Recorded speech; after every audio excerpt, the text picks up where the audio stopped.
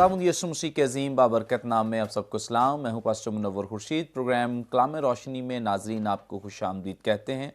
हम खुदावंद की शुक्रगुजारी करते हैं गुज़श्ता तमाम प्रोग्राम्स की कामयाबी के लिए और ख़ास तौर पे आप सबके फ़ीडबैक के लिए जिस प्रोग्राम के ताल्लुक से हमें दे रहे हैं। हम इसके लिए खुदा का शुक्र करते हैं। नाजरीन, आज ये दूसरे सीज़न का 65वां प्रोग्राम है जिसमें हम खुदा के कलाम की सच्चाइयों को सीखेंगे।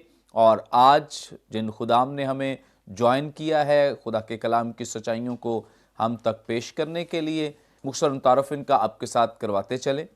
हमें ज्वाइन किया है रेवरेंड वसीमुल्लाह खोखर साहब ने। थैंक यू सर, आपने अपना कीमती वक्त हमें दिया।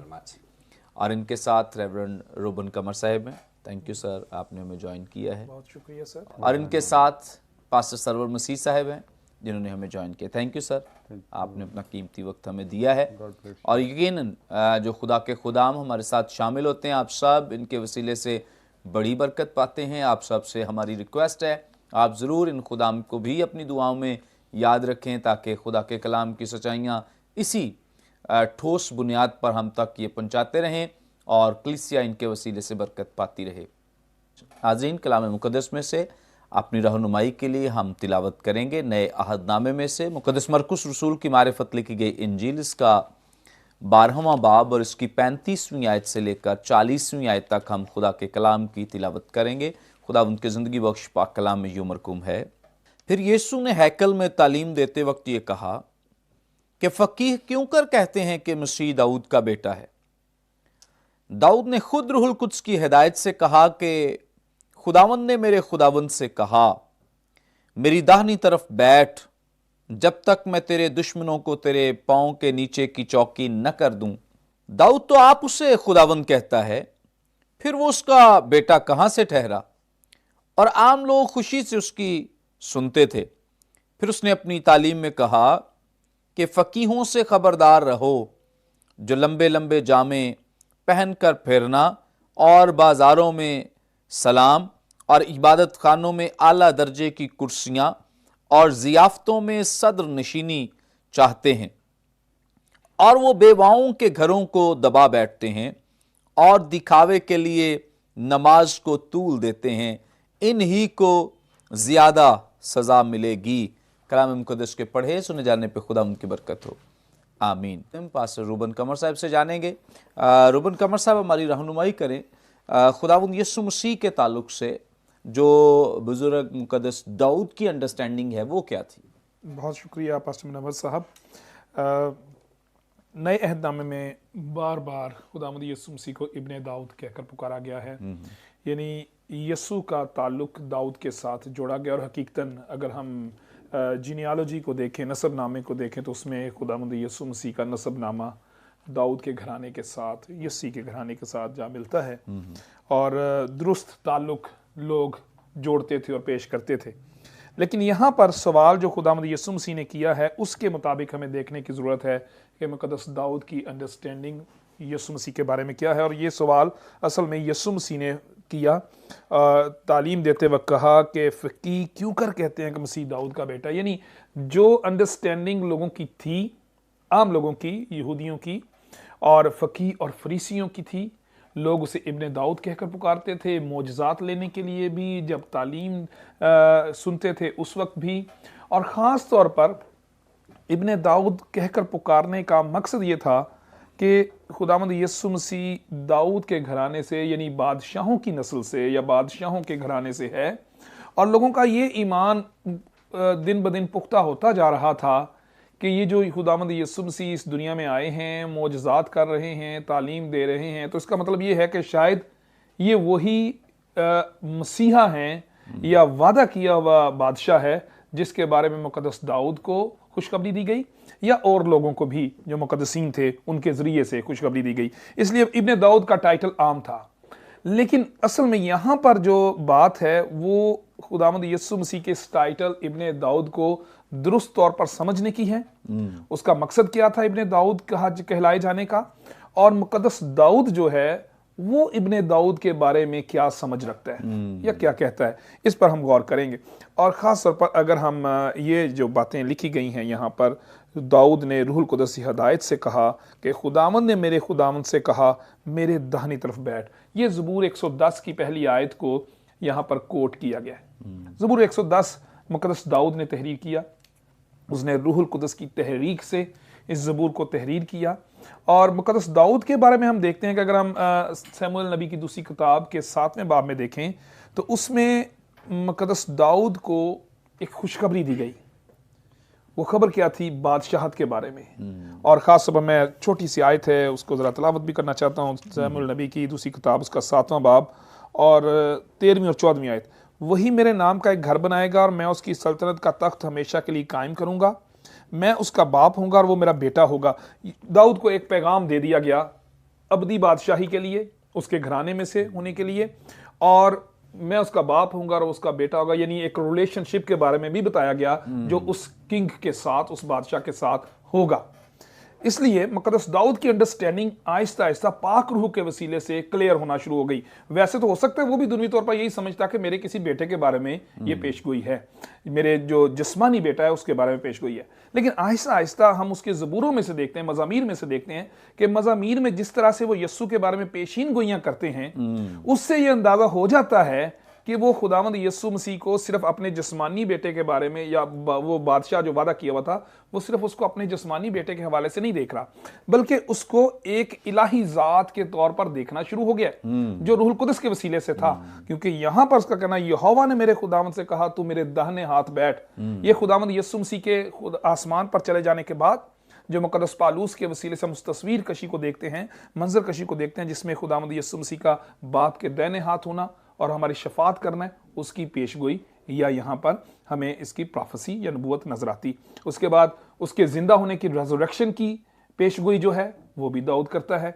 इसका मतलब ये है कि मुक़द्दस दाऊद यस्सु मसीह को सिर्फ एक अपने खानदान के बादशाह के तौर पर, उसके खानदान या उसके बेटों में से नहीं देख रहा था, बल्कि खुदा के बेटे एक इलाही जात के इस दुनिया में जिस्म अख्तियार करके बादशाह बनने के तौर पर देख रहा था। ये दुरुस्त अंडरस्टैंडिंग दाऊद की थी कि वो सिर्फ एक दुनियावी बादशाह नहीं होगा जो चंद वक्त के लिए आर्जी तौर पर बादशाहत करेगा और बड़ी बादशाह तरक्की करेगी, उसके बाद खत्म हो जाएगी, बल्कि वो एक फोर्स ही कर रहा था खुदा के बेटे को, एक इलाही जात को जो बादशाह बनकर आएगी और इस दुनिया में बादशाहत को कायम करेगी, और वो अब्दी बादशाहत होगी। इसमें इस बात में से ये खुदावंद यस्सु मसीह के बारे में दाऊद की जो अंडरस्टैंडिंग है वो आज भी हमारी जिंदगी में एक अहम हैसियत रखती है। यहाँ पर दाऊद की यस्सु के बारे में दुरुस्त अंडरस्टैंडिंग कि वो उसको मसीहा, हकीकी बादशाह समझता है, और वहाँ के मकामी लोगों की, यस्सु के दौर के मकामी लोगों की एक लिमिटेड अंडरस्टैंडिंग को बयान करता है कि वो यस्सु की दुरुस्त शख्सियत को समझ नहीं पाए। अगरचे उसको इब्ने दाऊद कहते हैं, लेकिन उसको मसीहा, ऐसा मसीहा जिसकी सल्तनत दुनियावी नहीं बल्कि आसमानी है, जिसकी बादशाही आसमानी है, अबदी बादशाही है, उसको समझ नहीं पाए। यस्सु पर ईमान के हवाले से दो बातें बड़ी जरूरी है। यस्सु की शख्सियत को दुरुस्त तौर पर समझना और यस्सु की उस शख्सियत पर ईमान लाना, क्योंकि यहां पर दाऊद उसे खुदावंद कहकर पुकारता है। इसी तरह से मुकद्दस तूमा की मिसाल, मेरे खुदावंद, मेरे खुदा, वहां पर उसका इकरार नजर आता है। यानी यस्सु को दुरुस्त तौर पर जानना, उसकी शख्सियत को जानना, फिर उसके बाद उस पर ईमान लाना, ये आज के मसीहों के लिए बड़ा जरूरी है। बाज़ औक़ात हम यस्सु की शख्सियत को पूरे तौर पर नहीं जानते, लेकिन हम ये कहते हैं हम मसीही हैं। अगर कोई सवाल यस्सु के बारे में पूछ ले, यस्सु कौन है, हम नहीं जानते, पादरी साहब को पता है, हम नहीं जानते। यस्सु की शख्सियत को दुरुस्त तौर पर जानना कि वो खुदा का बेटा है, अबदी बादशाह है, हमारा खुदावंद है, और उस पर ईमान लाकर उसे अपना खुदावंद मानना, ये मसीही जिंदगी के लाजमी जुज़्व हैं। Thank you so much. बड़ी ज़बरदस्त बातें जो पास्टर रूबन कमर साहब हमारे साथ शेयर कर रहे हैं, क्योंकि इस दौर में जो फ़कीह, फरीसी, शरा के आलिम हैं, समझे जाते, माने जाते हैं कि इनको बहुत अंडरस्टैंडिंग है कलाम की, वो भी खुदावंद यीशु मसीह के सिर्फ जिस्मानी पहलू को जानते हैं, और दाऊद के बारे में भी रिलेशनशिप को सिर्फ जिस्मानी तौर पे जानते हैं, लेकिन दूसरा पहलू जो खुदावंद यीशु मसीह की ज़िंदगी का अहम पहलू जो उसका इलाही ज़ात होने का है, उसको ना वो अंडरस्टैंड करते थे और ना ही किसी तरह से उसे कंसीडर करते थे कि ये कोई इलाही ज़ात है। आगे बढ़ेंगे, पास्टर साहब हमारी रहनुमाई करें फ़कीहों और फरीसियों का जो तर्ज़ ज़िंदगी हमें यहाँ पे दिखाई देता है। आजकल भी ऐसा कोई तर्ज़ ज़िंदगी हमें मसीही लोगों में या मसीहियों के किसी तबके में दिखाई देता है? बहुत शुक्रिया पास्टर मुनव्वर साहब, आपका सवाल आज की मसीही कलीसिया की, जो पाकिस्तानी कलीसिया है या दुनिया में ग्लोबल चर्च है, उसकी एक बहुत बड़ी खामी की तरफ इशारा है। और ख़ास तौर पर हम अगर उस वक्त यस्सु के दौर में फ़कीहों और फरीसियों की तर्ज़ ज़िंदगी को देखें, अभी यहाँ पर इस हवाले में भी कुछ बातों को बयान किया गया है। अगर हम मुक़द्दस मत्ती की इंजील के 23वें और 23वें बाब में चले जाएं तो वहाँ पर भी खुदावंद यीशु मसीह ने जब शरा के आलमों और फ़कीहों को उनकी खामियों के बायस या उनकी जो मजहबी बातें थी जिनकी वजह से वो लोगों के लिए बाज़-औक़ात परेशानी का बायस बनते थे, उनको जब कंडेम किया यीशु ने, तो वहाँ पर भी यीशु ने उनके बारे, उनकी खामियों को गिनवाया है, उन पर जाहिर किया है कि तुम्हारी ये खामियाँ हैं। शायद कोई और शख्स उनके बारे में ऐसे ना कह सकता हो। लोग डरते थे, लोग खौफज़दा थे, लोगों में वो काबिल एहतराम भी थे, मुखालफीन के लिए भी मुश्किल था कि उनको पर कुछ उंगली उठाएं, क्योंकि वो लोगों के प्रेशर से डरते थे, क्योंकि लोगों में फरीसी और फ़की लोग बड़े काबिल एहतराम थे। लेकिन यस्सु ने बड़ी दिलेरी के साथ उनकी खामियों, उनके गुनाहों को उन पर आश्कार किया, उनको बताया। और यही हमारे लिए एक आई ओपनिंग बात है कि जो फ़की और फरीसियों का रवैया और करदार उस वक्त था, बिल्कुल आजकल कलीसिया में इसी तरह से हो रहा है। कलीसिया में हमें बाज़-औक़ात खुदा के खादम भी, जिस तरह यहाँ पर फ़की हैं, आलम शरा हैं, खुदा के कलाम को समझाने वाले हैं, इसी तरह से आज भी खुदा के खादम भी और बाज़-औक़ात कलीसिया के लोग भी, लेमैन भी इसी तरह के रवैये का शिकार होते हुए और अपनी ज़िंदगी में ऐसा करदार लिए हुए फिरते नज़र आते हैं। इबादत गाहों में झगड़े हैं इज़्ज़त लेने के, आगे बैठने के, अपना बड़ा रुतबा मनवाने के, लोगों के दरमियान अपने आप को बड़ा पेश करने के। और सबसे बड़ी बात यह है कि रूहानी तौर पर भी हम अपने आप को दूसरों से बड़ा बनाने की कोशिश करते हैं, रास्तबाज साबित करने की कोशिश करते हैं।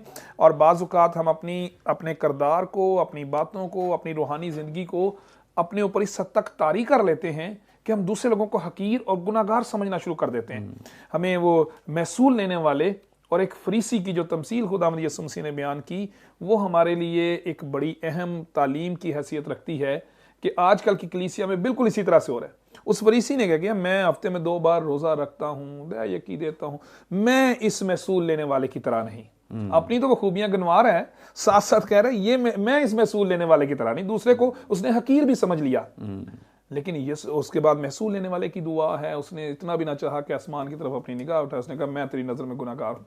उसने अपने गुनाहों का इकरार किया और यीशु ने कहा कि वो शख्स ज़्यादा रास्तबाज ठहर कर घर गया जिसने अपने आप को कमज़ोर, हकीर और गुनाहगार समझा और उसका इकरार किया। आजकल के दौर में हकीकतन ऐसा है कि हमारी ज़िंदगी रियाकारी से भरी हुई है, खुदा के खादमों की भी और आम मसीहों की भी। हम रियाकारी से, और ये शैतान हमसे काम लेना चाहता है, क्योंकि शैतान ये चाहता है कि हम जो हैं वो नजर ना आए, हम अपने ऊपर कुछ ऐसा लबादा ओढ़ लें ताकि लोग हमें कुछ और समझें। और शैतान तो हमारे दिल में ये भी बात डाल देता है कि शायद खुदा भी नहीं जानता कि हमारे बातन क्या है।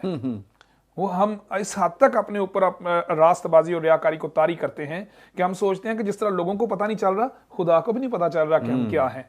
इसीलिए हम अपने आप को इस हद तक रास्तबाज बनाते हैं कि हमारे अंदर गुरूर की हद तक, गुनाह की हद तक रियाकारी आ गई है और हम दूसरे लोगों को हकीर समझना शुरू हो गए हैं, दूसरे लोगों को कमज़ोर समझते हैं। और ये इस बाज़ औक़ात हमारे ख़ास तौर पर आजकल के दौर में माज़रत के साथ ये बताना चाहता हूँ कि रूह का फल या रूह की नेमतों के हवाले से बहुत ज़्यादा मिसअंडरस्टैंडिंग्स हैं और इसी की बना पर हम किसी को मसीही और किसी को काफिर करार दे देते हैं। अगर हमारे पास रूह की नेमतें हैं तो हम दूसरे के, जिसके पास नहीं है उसको कमज़ोर समझते हैं, उसको काफिर समझते हैं, उसको मुकम्मल मसीही नहीं समझते, उसको हम ईमानदार नहीं समझते।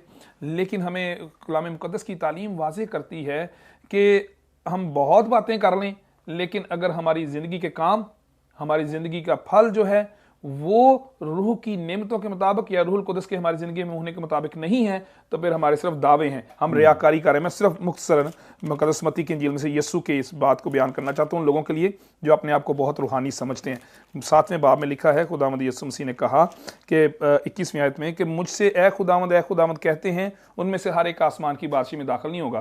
तो उस दिन बतेरे मुझसे कहेंगे, ए खुदावंद, हमने तेरे नाम से नबूवत नहीं की, तेरे नाम से बदरूहों को नहीं निकाला, तेरे नाम से बहुत से मौजज़े नहीं दिखाए।